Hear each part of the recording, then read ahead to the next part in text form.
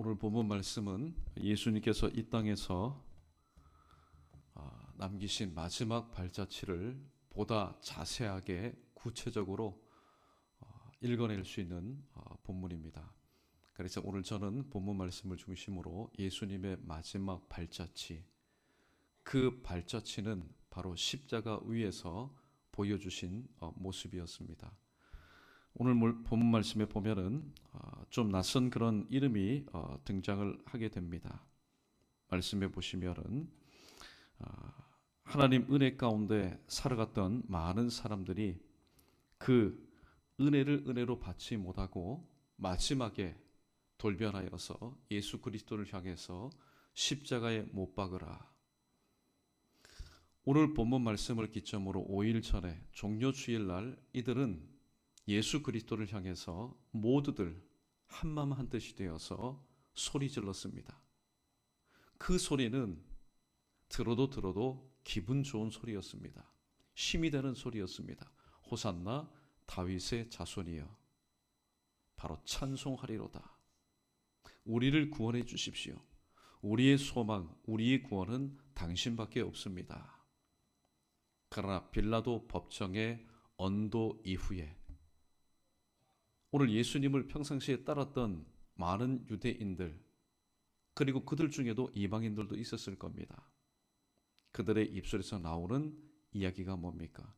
예수를 십자가에 못 박으라. 그런데 우리는 그들을 향해서 2000년 전에 예수님과 살았던 동시대 사람들을 향해서 손가락질할 필요가 없습니다. 왜냐하면 우리 또한 그러한 모습으로 십자가에 못 박으라 그렇게 입술로 말을 하지는 않지만은 우리의 언행심사, 평상시 언행심사가 예수님을 십자가에 못 박도록 하는 그런 언행심사가 우리 가운데 보인다면은 우리 또한 여전히 이 말씀 앞에서 긴장하지 않을 수가 없기 때문입니다. 예수님께서 오늘 빌라도 법정의 그 언도 이후에 이제 소위 말하는 비아 돌로로사, 고난의 길을 걸어가게 됩니다.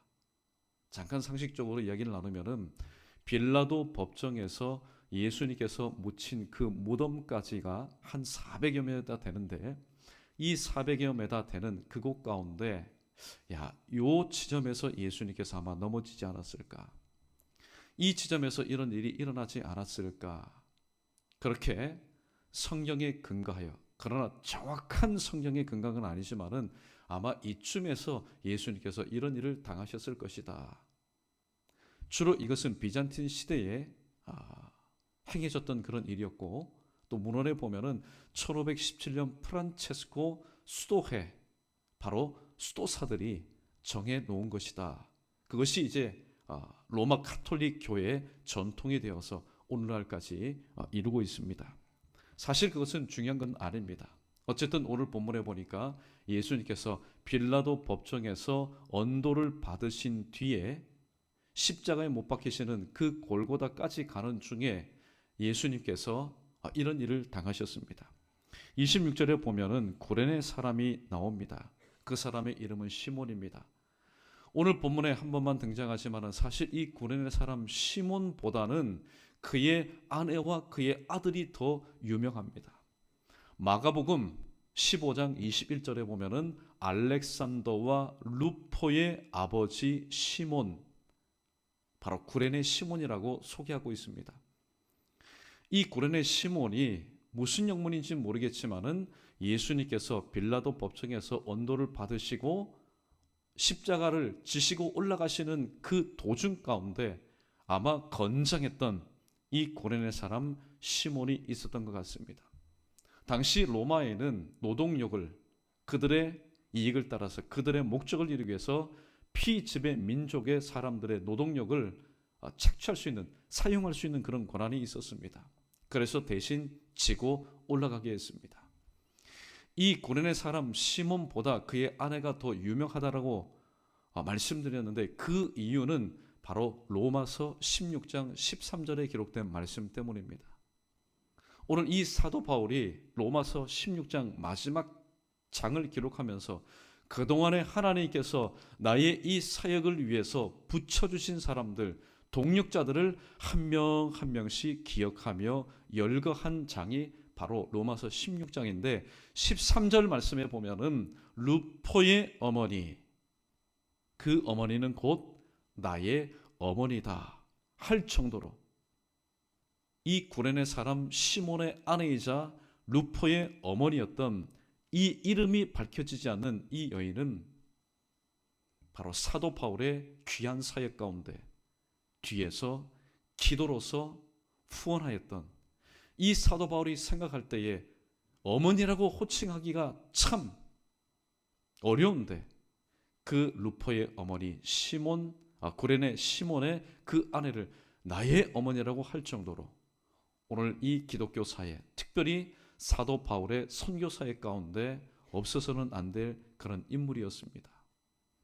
지금 그 구레네 사람 시몬이 예수님 대신 십자가를 지고 지금 골고다 언덕으로 올라가고 있습니다. 그런데 올라가는 와중 가운데 평상시에 예수님을 따랐던 자기의 소유로 예수님을 섬겼던 많은 여인들이 그 뒤를 따라가면서 울며 가슴을 찢습니다. 그때 예수님께서 예루살렘의 딸들아, 나를 위해 울지 말아라. 너희와 너희 자녀를 위해서 울어라. 넥스트 제너레이션, 다음 세대를 위해서 울고 나우 제너레이션, 바로 너의 세대를 위해서 울어라. 그렇게 주님께서 말씀하셨습니다. 그리고 골고다 언덕에 이제 오를 때에 33절 말씀을 보십시오.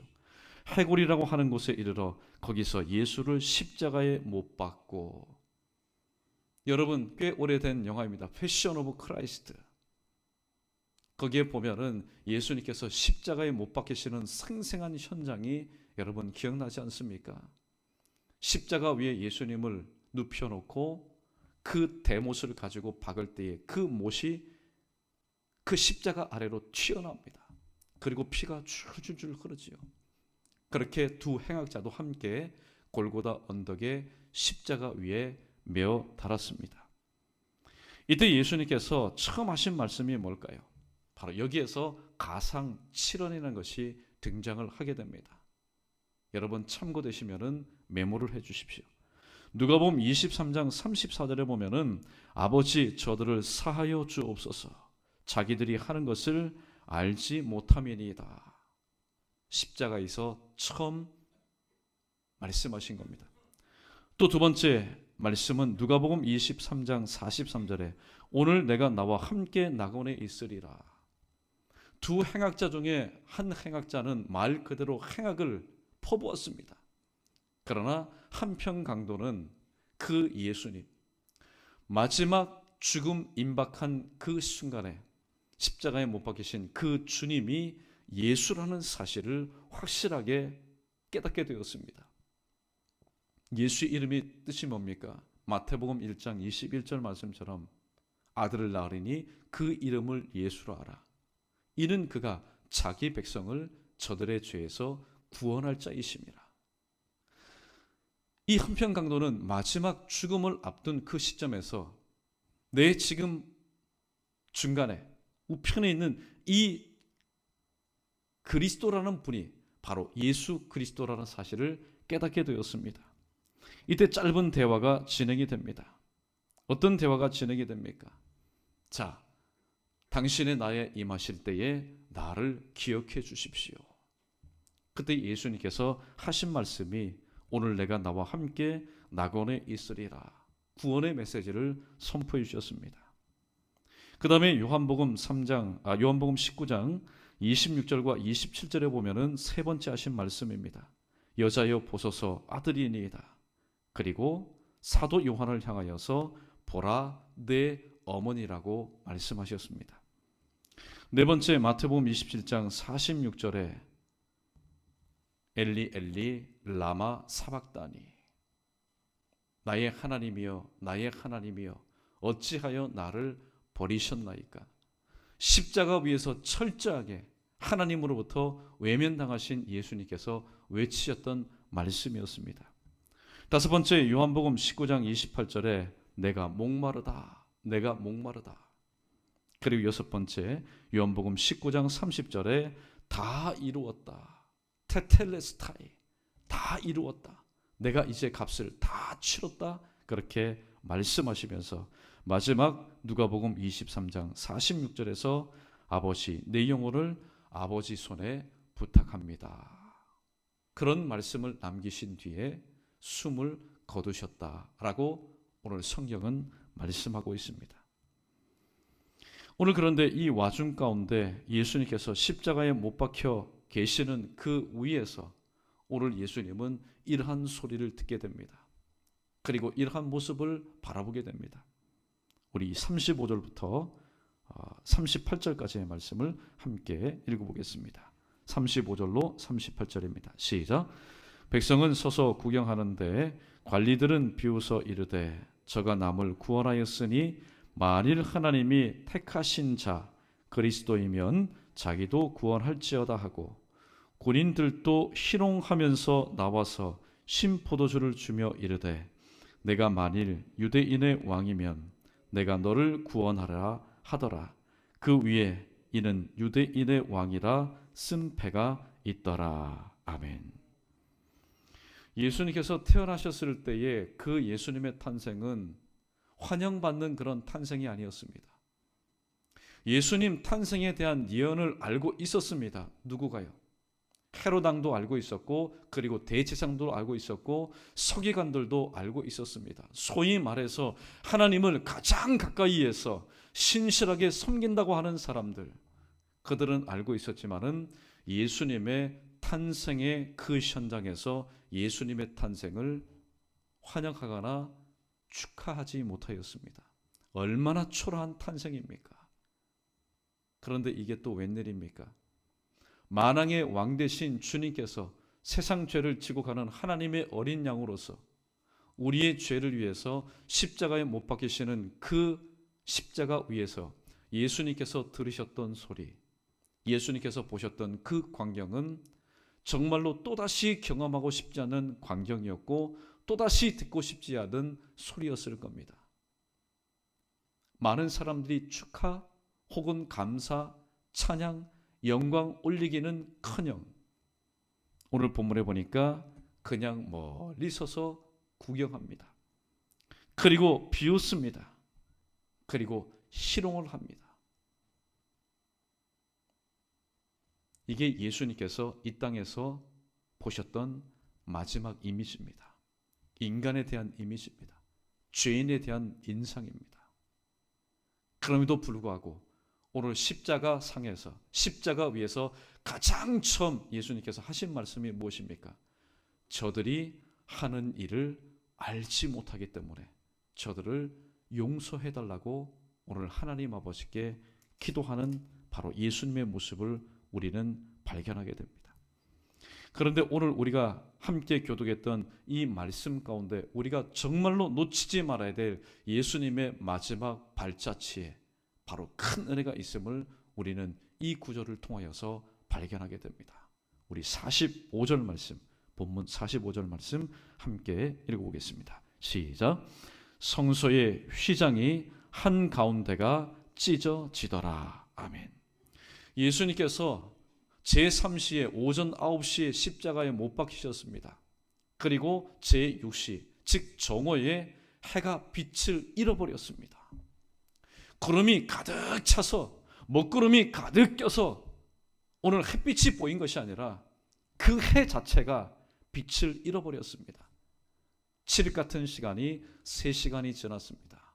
오후 3시까지. 즉 십자가에 달리신 그 시간은 오전 9시부터 오후 6시까지, 해가 빛을 잃은 시간은 정오부터 오후 3시까지 3시간 동안 칠흑 같은 그런 어둠이 바로 그 현장 가운데 임하였습니다. 그런데 말씀을 보니까 예수님께서 숨을 거두시는 순간, 즉 하나님 아버지의 뜻을 이루는 그 순간, 저 아래에 있는 예루살렘 성전에서 어떤 일이 일어났습니까? 예루살렘 성전에 있었던 지성소와 대제사장이 1년 동안 한 번밖에 들어갈 수 없는 그 지성소와 이 성소를 구분하는 그 육중한 그 높이 달린 그 휘장이 찢어졌습니다. 상식적으로 찢어진다면은 아래서부터 힘을 가하는 아래서부터 위로 겨우겨우 찢어져야 될 겁니다. 그런데 그 휘장이 찢어졌습니다. 오늘 다른 성경의 저자는 말합니다. 위에서부터 아래로 찢어졌다라고 얘기합니다. 의미가 너무나 큽니다. 사람은 이 지성소로 들어갈 수 있는 길이 막혀 있었습니다. 대제사장만 겨우 1년에 한 번 들어가는 겁니다. 그러나 그 길을 누가요? 예수님이 죽으심으로, 예수님이 스스로를 찢으심으로 인해서 하나님께서 그 은혜의 보좌 앞으로 나갈 수 있는 길을 열어주셨습니다. 그러므로 오늘 45절에 등장하는 성소의 휘장은 오늘 사람이 만든 어떤 천조각을 의미하지 않습니다. 천조각을 의미하지 않는 바로 성경 구절이 또 히브리서 10장 20절에 기록이 되어 있습니다. 우리 한번 찾아서 읽어보겠습니다. 히브리서 10장 20절입니다.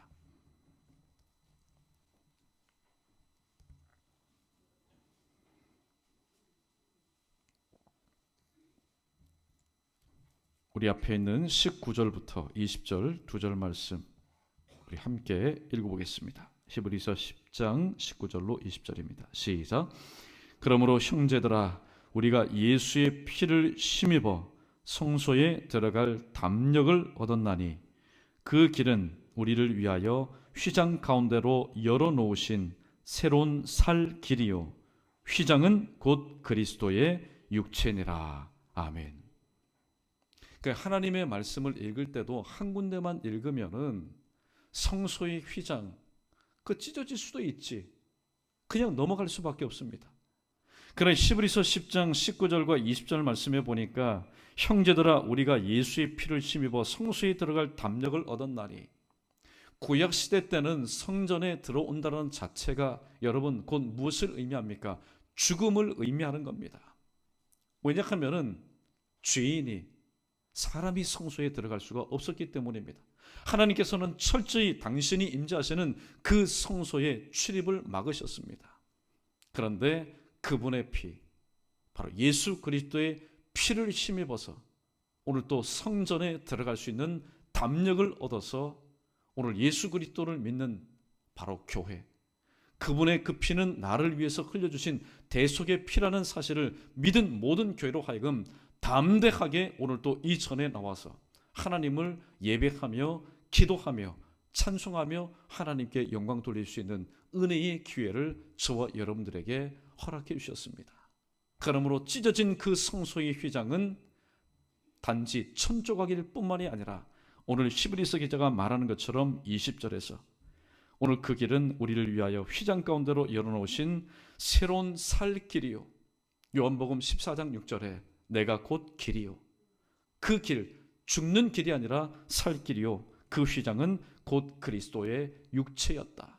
즉 주님께서 십자가에 못 박혀 죽으심으로 자신의 육체를 찢으심으로 바로 죄인이 하나님의 은혜의 보좌 앞으로 나갈 수 있는 그 길을 열어놓으셨기 때문에 오늘 그 뒤로 하나님께서 예배 받으시기를 원하시는 이 예배당의 출입이 가능하게 되었습니다. 이것이 바로 하나님께서 허락하신 은혜 중에 은혜였습니다. 그러므로 우리는 오늘 이 예수님의 그 대속의 죽음을 우리가 기억하면서 우리는 이렇게 신앙 고백하며 곡조 있는 기도를 통해서 하나님 앞에 나가지 않을 수가 없습니다. 우리 찬송가 49장 주 예수보다 더 귀한 것은 없네 함께 찬양 올려드립니다. 주 예수보다도 귀한 것은 없네 이 세상 부귀와 바꿀 수 없네 영주 근래 대신 돌아가신 그 놀라운 사랑 잊지 못해 세상 즐거움 다 버리고 세상 자랑 다 버렸네. 주 예수보다도 귀한 것은 없네. 예수 밖에는 없네. 주 예수보다도 귀한 것은 없네. 이 세상 명예와 바꿀 수 없네. 이전에 즐기던 세상 일도 주 사랑하는 마음 뺏지 못해. 세상 즐거움 다 버리고 세상 자랑 다 버렸네. 주 예수보다도 귀한 것은 없네. 예수 밖에는 없네.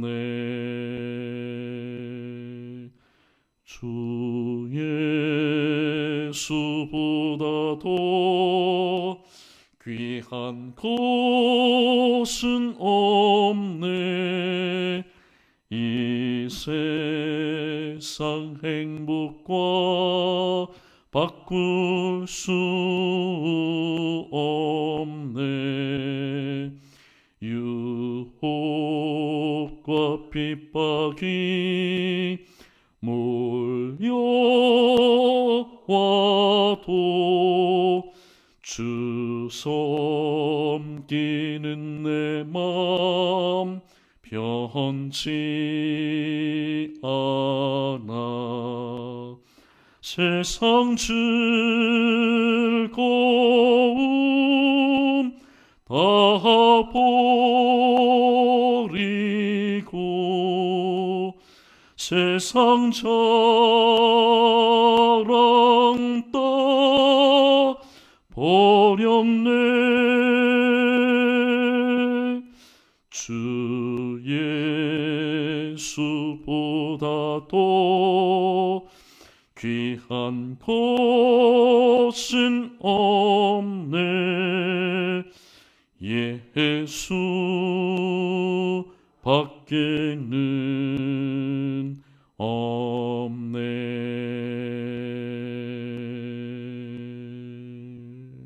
할렐루야. 사람들은 예수님을 버렸습니다. 뒤도 바라보지 않고 버렸습니다. 그러나 하나님 아버지께서는 그 버린 돌을 모퉁이 돌 삼으셨습니다. 그래서 교회에 주춧돌을 세우셨고 그 예수 그리스도라는 반석 위에다가 저와 여러분 우리 모두를 세우셨습니다. 그런데 교회, 세상을 이길 만한 그런 힘이 없습니다. 힘이 없습니다. 그래서 교회는 항상 그러한 한계 상황에서 시편 39편 7절의 시편 기자처럼 이렇게 고백할 수밖에 없습니다. 주여, 이제 내가 무엇을 바라겠습니까? 나의 소망은 오직 주님께 있습니다. 십자가에 못 박혀 죽으신, 내 대신 십자가에 못 박혀 달리신 오직 주님밖에 없습니다라고 고백하면서 우리의 모든 연약함을 맡겨드릴 때에, 이는 내가 약할 그때에 곧 강함이라는 사도 바울의 일찍이 체험했던 그 신앙의 고백처럼 교회가 강하다, 교회가 풍성하다, 나는 부자다, 나는 할 수 있다, 자신만만해할 때 하나님께서는 그런 교회와 함께하지 않으셨습니다. 저는 자신이 없습니다. 너희가 나를 떠나서는 아무것도 할 수 없다. 요한복음 15장 5절의 말씀처럼 맞습니다. 주님을 떠나서는 저는 아무것도 할 수 없는 존재입니다. 마른 막대가 같은 존재입니다. 그러나 주님께서 나를 잡아주실 때, 붙잡아 주실 때는 나는 하나님의 지팡이처럼 쓰임받을 수 있습니다. 이것이 바로 오늘 저와 여러분, 우리 모두의 고백이 되어야 됩니다. 여러분, 오늘 예수님께서 저와 여러분을 위해서 십자가에 못 박혀 죽으신 바로 오늘 금요일을 맞이하였습니다. 주중에 말씀드린 것처럼 예수님의 고난은 체험하는 게 아닙니다.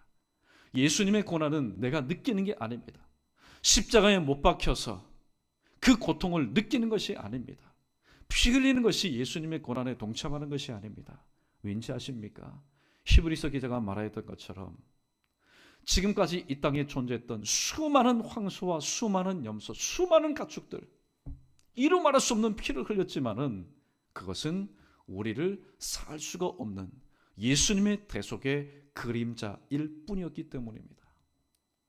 그러므로 내가 주님 받은 바 은혜 감사해서 무엇을 통해서 이것을 갚겠느냐? 우리는 사실 갚을 수 있는 능력이 조금도 없습니다. 아무것도 없습니다. 그러므로 피를 흘리면 나만 고통스러울 뿐입니다. 왜냐하면 내 피는 주님의 피를 대신할 수 없는 여전히 죄 가운데 있는 죄인의 피이기 때문입니다. 그래서 오늘 주님께서는 저와 여러분들이 흘려야 될 그 피 대신에 죄 없으신 의인의 피, 하나님의 어린 양으로서 십자가에 못 박혀 죽으셨다는 사실을 우리는 기억할 수 있어야 됩니다.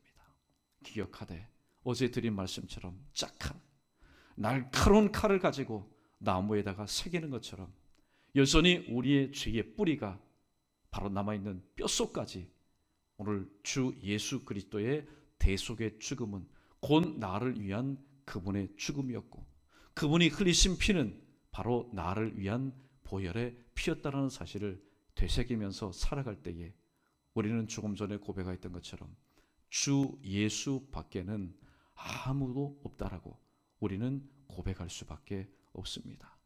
아무쪼록 오늘 이 하루를 지나는 동안 2000년 전에 주님께서 6시간 동안 내가 달려야 될 그 십자가에 친히 못 박혀 달리셨다라는 그 사실은 바로 하나님의 사랑의 근간입니다.